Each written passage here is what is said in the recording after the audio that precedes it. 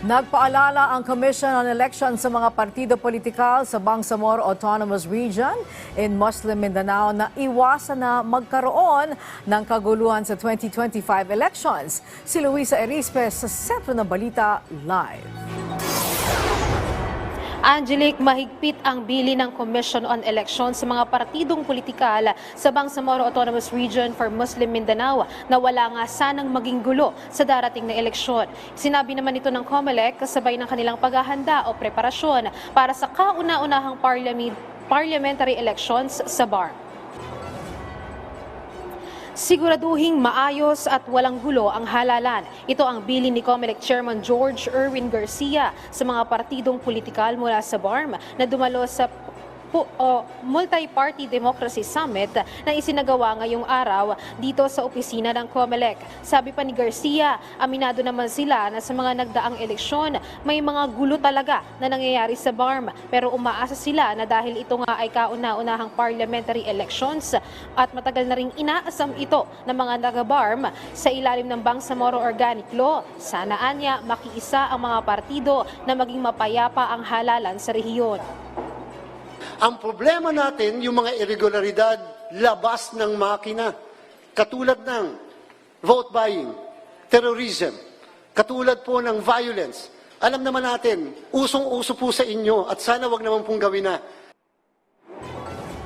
Inisa-isa naman ng COMELEC ang mga insidente na mga panggugulo sa eleksyon sa BARM sa mga nagdaang eleksyon, tulad na lang ng nangyari noong barangay at SK elections noong 2023 kung saan may mga eskwelahan na nasunog, mga napunit na balota at meron ding mga umatras pang electoral board. Sabi ng komisyon, sakali anyang mangyari ulit ito, mapipilitan silang gamitin ang kanilang kapangyarihan para masigurong matutuloy ang halalan.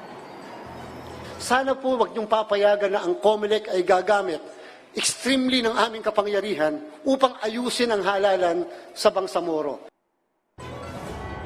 Iba't ibang partido naman ang dumalo sa Democracy Summit ng COMELEC. Isa naman dito ang partido ng kasalukuyang BARM Chief Minister, ang United Bangsamoro Justice Party. Ayon sa kanila, sang-ayon naman sila sa mapayapang eleksyon na gusto ng COMELEC. Ika pa nga nila ay ang naturang partido, mas makabubuti ito dahil mawawala na ang labanan sa pagitan ng mga pamilya sa rehiyon at ang laban na ay para sa bawat nasasakupan nila.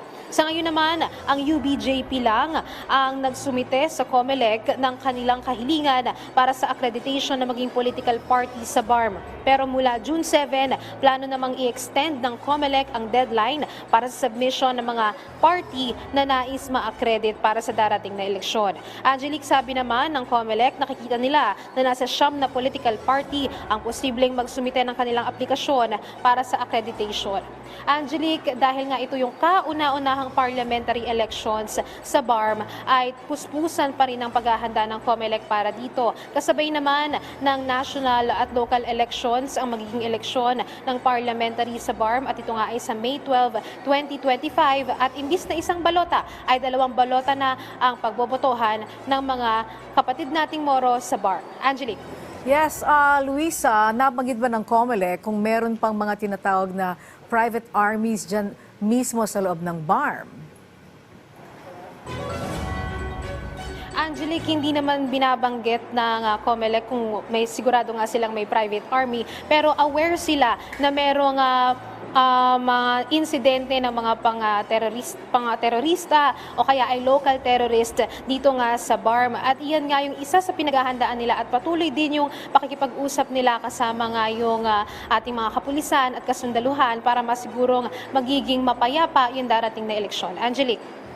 Alright, maraming salamat sa iyo, Luisa Erispe.